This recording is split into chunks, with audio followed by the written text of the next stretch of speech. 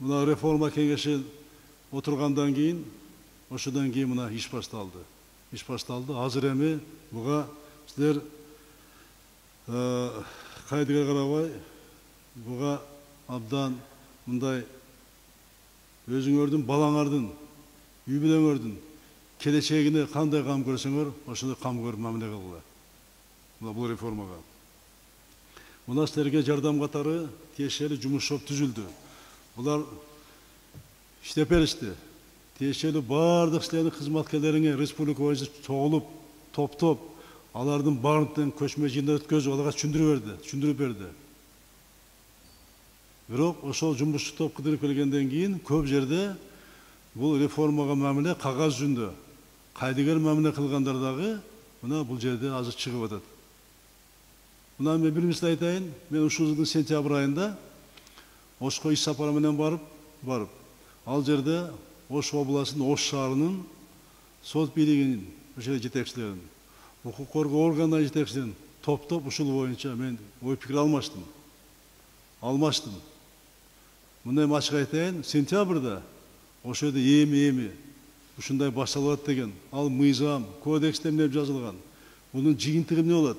Сентябрь айында эң чоң областтын Ош шаарынын жетекчилери билчү эмес, сот бийлигинде, аткаруу бийлигинде ошол жердеки мэр дагы, губернатор дагы, ошол жердеки милициянын, сот бийлигинин, прокуратуранын көз амелет органдарынын баары тең жакшы билчү эмес.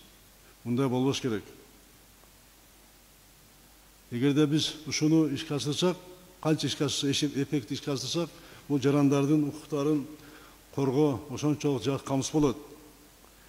Элдин ишеничи биринчи бийлик органдарына, айрыкча сот органдарына болгон мамилеси кескин өзгөрөт.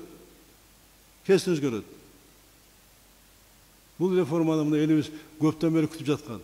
Көп жыл болду күтүп жатат. Буга кайдыгер карабагыла. Мына 2005-2010 жылдагы революциялар эмнеге болду? Эмне үчүн болду?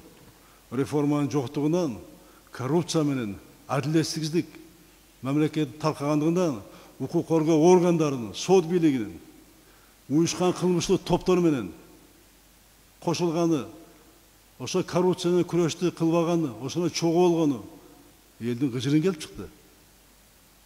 Бул жөн болгон жок. Түздөн тиешеси бар ошол революцияга. Укук органда сот бийлиги, аткаруу бийлиги.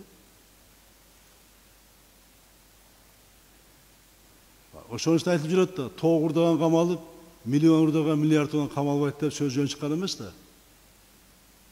Жөн чыккан эмес. Ошондуктан 2019 биринчи январдан баштап реформалар ишке ашырууну баштайбыз. Кайталап айтам, бизде башка буну күтүп отургудай башка убакыт жок бизде. Убакыт жок. Ар бир реформа тоскоолдуктар менен, кашыктар менен сөз коштолот. Тоскоолдук реформа болбойт. Мына билесиңер, биометриканы кабыл алганда кандай тоскоолдуктар кыла албайбыз деп жасадык го жерде. Машиналарга отуруп алып, үйлөрдө отуруп алып, суукта декабрь, январь айында печкелерди коюп алып, алдык го, жасадык го. Мына кече санариптештирүү боюнча дагы мына бир жылдан бери кандай каршылык болуп атат. Түндүккө кир десе, түндүккө кирбей атышат. Бир ведомстволук жанакыл системага кир, бардыгы бир болсун десе кирбей атышат. Эмне кирбей атышат? Үчүн дегенде нар жакта схемалар бар. Ошон үчүн кирбей атышат. Санариптештирүү боюнча. Туура. Реформа кемсиз болбойт. Жаңы кодекстердин, мыйзамдарында мүчүлүштөрү бар. Кийин да чыгышы мүмкүн. Алар реформа мезгилинде, алардын зарылдыгына жараша, аларды киргизип атканда, алардын жүрүшүндө ошо кемчиликтер чыгат. Ошондо оңдогонго бизге мүмкүнчүлүктөр болот. Мына кээде чыгып атса дагы жылдыралы деп. Аны жылдырганда болбойт. Бул реформанын жакшы жактары көп кемчилигине караганда. Өтө салмактуу жакшы жагы. Өтө салмактуу.